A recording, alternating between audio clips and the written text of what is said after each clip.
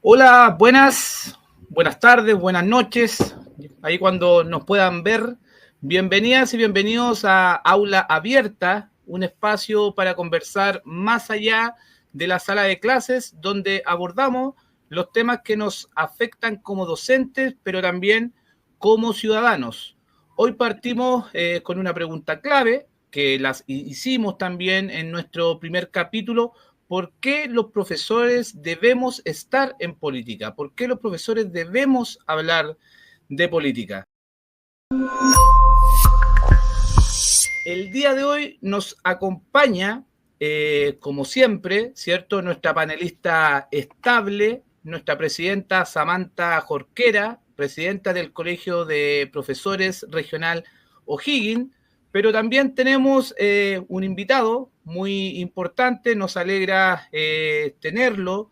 Ustedes también, profesores y profesoras, dirigentes de la región, lo conocen, más de alguna vez se comunican no solo durante la semana, sino que varias veces durante el día, nuestro abogado Javier Pineda, pero que también, ¿cierto?, en su multiplicidad de roles, vamos a nombrar uno para no extendernos tanto, es el director de el medio multiplataforma muy conocido durante bastantes años, el periódico El Ciudadano. Así que damos la bienvenida a ambos, Samantha, para que salude al público y luego Javier, para que se presente. Bueno, muy contenta ya de poder estar en este segundo programa que estamos desarrollando como directorio regional.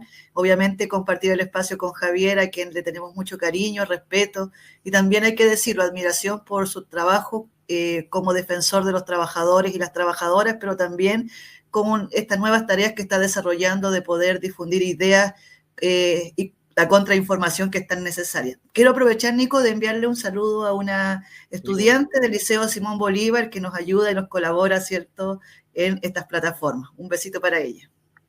Saludos a Jorgelis. Su nombre es difícil. Muy bien, sí. Javier, que nos acompaña.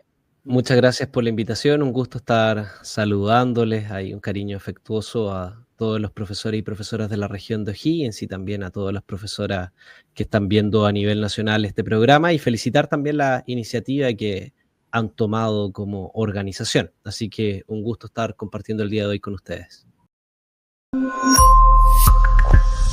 Ahora, desde una mirada un poco externa, ¿cierto? Tú eres abogado de profesión, pero ¿por qué los docentes, los profesores y profesoras tienen que estar en política? ¿Es la educación política? ¿Es política la educación? Yo diría que hay una dimensión de la educación que está relacionada a la política, sobre todo en términos de cómo se diseña la institucionalidad educativa a nivel nacional, y eso directamente le afecta. Y ahí quizá vale la pena distinguir entre la política partidaria, que es la pertenencia a un partido político en términos estrictos, que es parte de la libre determinación que tiene cada persona, si decide participar de una organización política establecida legalmente o no.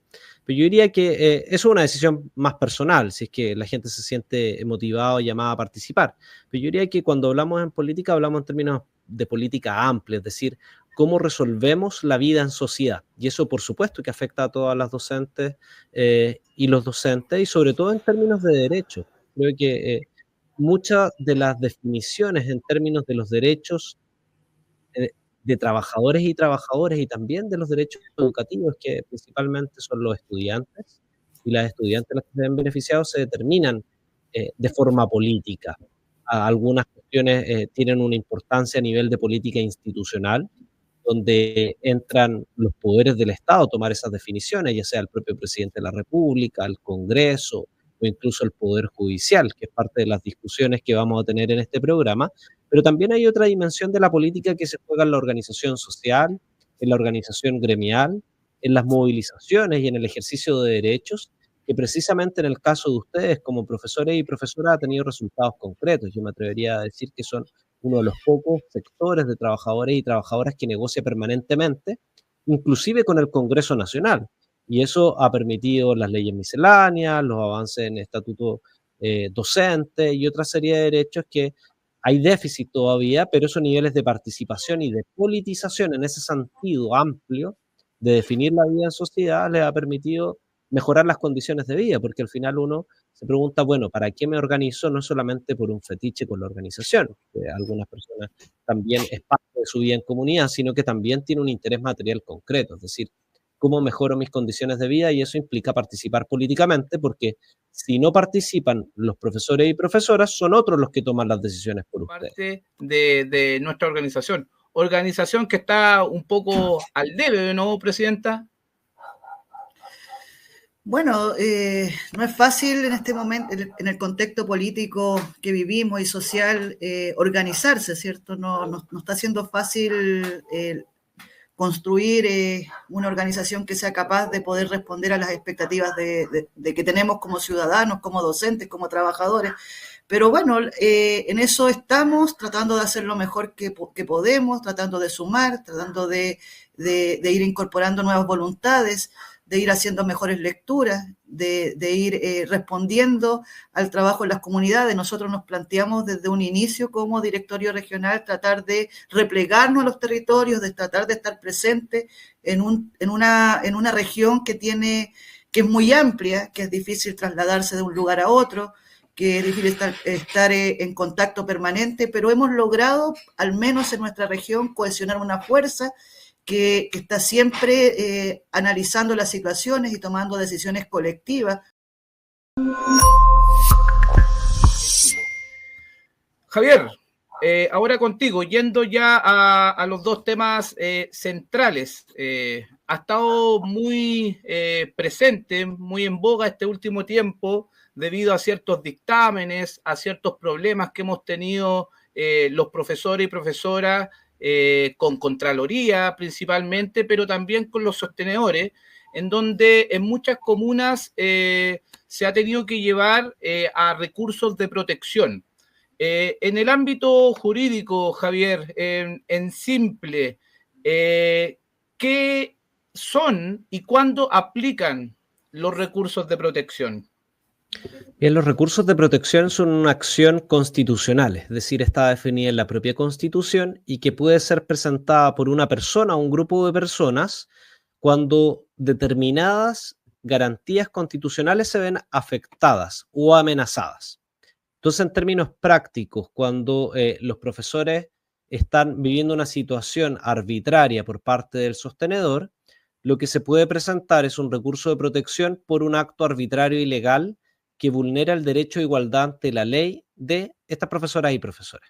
Eso es lo que ocurre en los casos de los descuentos a docentes cuando aún está pendiente la posibilidad de recuperación de esas clases. Y ahí lo que vimos fue que la Contraloría General de la República cambió el criterio, lo hizo sumamente restrictivo de aplicar con el tenor literal de la ley el descuento de forma inmediata, ordenándoselo incluso a los sostenedores, cuando lo que existía anteriormente era la posibilidad de que las clases, en caso de paralización docente, fueran recuperadas en un día a convenir entre el sostenedor y entre los profesores. Esta decisión de simplemente descontarle plata a los profesores a final de mes y que se ve reflejada en la liquidación, donde aparece el día en que participaron eventualmente en una movilización y que ha sido descontado, da un criterio de que aquí habría una arbitrariedad y ilegalidad, aun cuando lo ordene la Contraloría.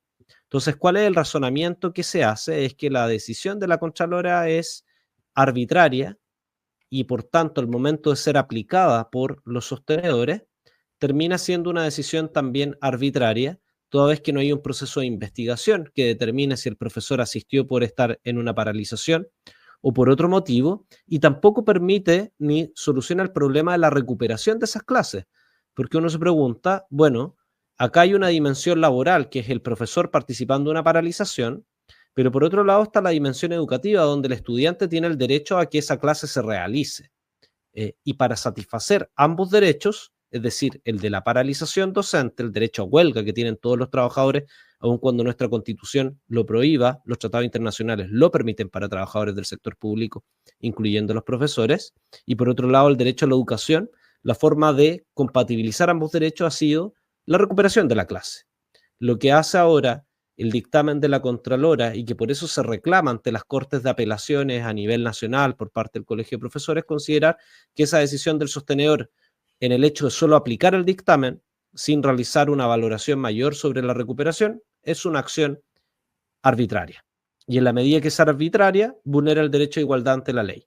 ¿Y qué es lo que se espera por parte de la Corte? Que señale que esa conducta fue arbitraria e ilegal y que al vulnerar el derecho a igualdad ante la ley tiene que cesar y dejar de producir sus efectos. Son términos prácticos que podría implicar que se ordene la devolución de los dineros descontados a las profesoras y profesores como contrapartida de la posterior recuperación de esas clases.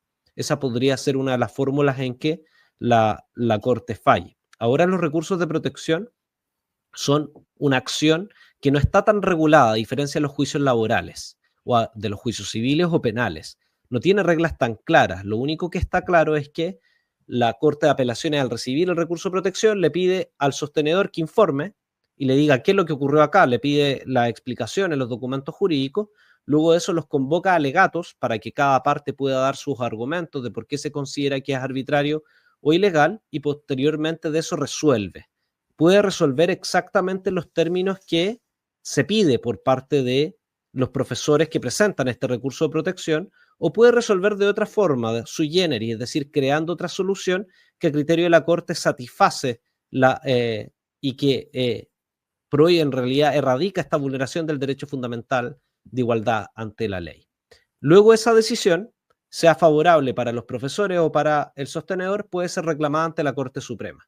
Y es la Corte Suprema la que tiene la última palabra en esta materia y decide si es que mantiene la resolución de la Corte de Apelaciones o la revoca, en lo que se conoce como la apelación. Por tanto, ese es como el ciclo natural, que en el caso de Rancagua me imagino que irán a demorar cerca de 6 meses en una resolución, eventualmente con una apelación a la Corte Suprema. Es un procedimiento que podría extenderse entre 8 meses a 1 año eventualmente. A veces es un poco más rápido, pero esos son los plazos que se manejan. En Santiago, por ejemplo, los plazos a veces son mucho mayores a los que existen en la Corte de Apelaciones de Rancagua por el flujo de causas también. Excelente, bastante clara la explicación, Javier. Queda totalmente claro, ¿cierto?, de que también es un ámbito que atenta muchas veces contra los trabajadores y trabajadoras. Presidenta, Samantha, ¿cuál es la situación, digamos, que tenemos en la región? Comunas que han presentado recursos de protección, para comentarle también a profesores de otras latitudes, de otra región, en qué está el regional O'Higgins y sus comunales. Siempre hemos manifestado, Nicolás, Javier, que la Contraloría ha sobrepasado realmente sus atribuciones y su función respecto a este dictamen que llega justo el día en que estábamos movilizados. Por lo tanto, tiene una connotación política y una connotación antitrabajadores. Y lo decimos por múltiples razones. Una de estas tiene que ver con la relación que nosotros mantenemos con los sostenedores y que se aclara justamente en los descuentos. Al intervenir la Contraloría, quitó un piso importante de negociación que tenían los directorios comunales con cada sostenedor, y que eso se manifestaba, por ejemplo, en formas de recuperación, en los días de recuperación, en las bajadas y las bajadas de los paros, ¿cierto? Un ámbito que estaba en esa línea, empleador-trabajador. La Contraloría se impone sobre eso y quitó el piso, pero aún así hemos identificado en nuestra región sostenedores que han dado pie para que se pueda recuperar en otros horarios. Por lo tanto, encontramos una realidad diversa. En este caso, el primer ingreso de recursos de protecciones, hubo 8 comunas que el mismo momento que se produce el dictamen de Contraloría, ellos van y descuentan, sin entrar en ningún diálogo con los trabajadores. Y por eso se presentaron estos 8 recursos de protección. Al segundo mes hubo una comuna que ejecutó el descuento, que fue Mayoa. Pero también ahí nos encontramos con otras comunidades, con otras comunas, que los sostenedores negociaron con sus trabajadores y establecieron días de recuperación los días viernes en la tarde o los sábados en la mañana, por lo tanto no efectuaron el descuento. ¿Por qué? Porque intentaron, pese a la presión, que generó la Contraloría, mantener esta relación empleador-trabajador. Es decir, no quitarle atribuciones, porque finalmente nuestra jefatura es el municipio, es el alcalde, y el momento que la Contraloría interviene, le quita el piso. Entonces se va actuando en la medida de oficios, dictámenes, y le quita este poder negociador. Y en segundo plano, que es un tema que nosotros no lo vamos a dejar de manifestar, nosotros siempre hemos dicho que no corresponde que un trabajador que lleva a cabo la función, porque nosotros al momento de establecerse un calendario de recuperación vamos a efectuar las clases, igual se efectúa el descuento.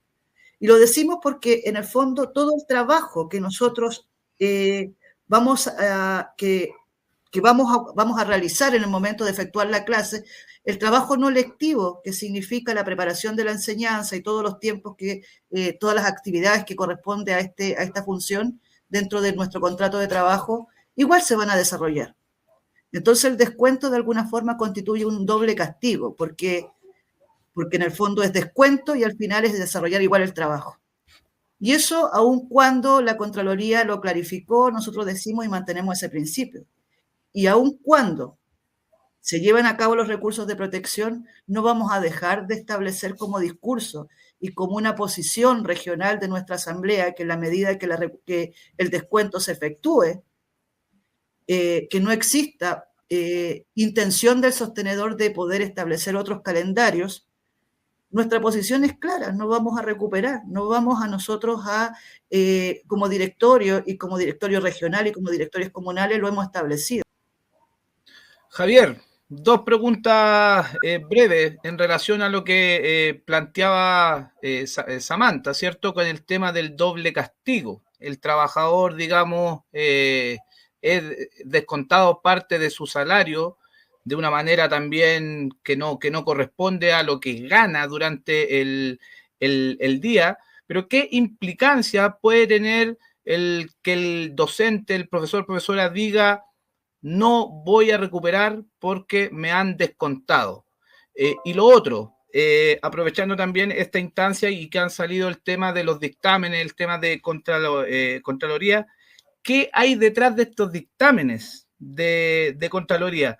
¿Hay un tema político? ¿Hay un tema ideológico? ¿Hay un tema antitrabajadores?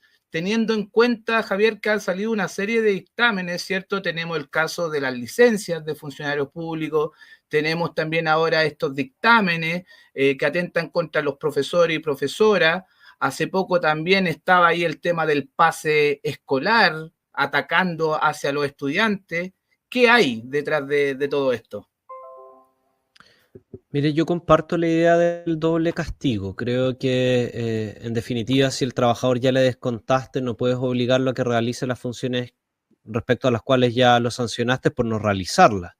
Entonces, creo que el trabajador puede negarse a realizar una recuperación en términos generales, más aún si es que se trata de trabajar un día respecto al cual no estaba pensado trabajar.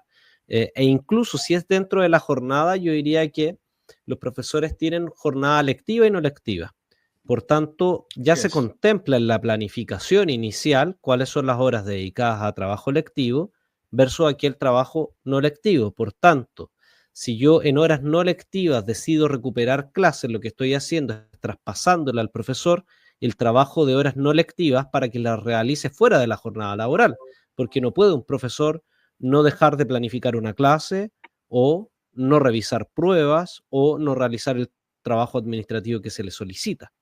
Por tanto, en esa medida igual hay un trabajo adicional que no se está remunerando si es que se ordena recuperar. Por tanto, por eso yo creo que la interpretación correcta en términos jurídicos, ni siquiera políticos, es que el trabajador, si se le descontó, no está obligado a recuperar.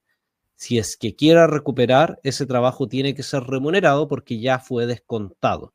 No así cuando no ha sido descontado, porque sí la obligación está en recuperar el trabajo que no se realizó oportunamente por la huelga y el ejercicio del derecho de huelga. ¿A qué se arriesga un trabajador? Y en eso hay que ser responsable. Podrían iniciar sumario administrativo por incumplimiento de deberes, por negarse a acatar la instrucción de la autoridad. Yo creo que hay margen de defensa, pero es cierto que el sostenedor puede iniciar un sumario administrativo y habrá que defenderse al respecto. Esa es una de las consecuencias que puede existir en caso de que los profesores decidan no recuperar. Y respecto a la otra pregunta que me mencionabas, ¿qué está detrás de esto?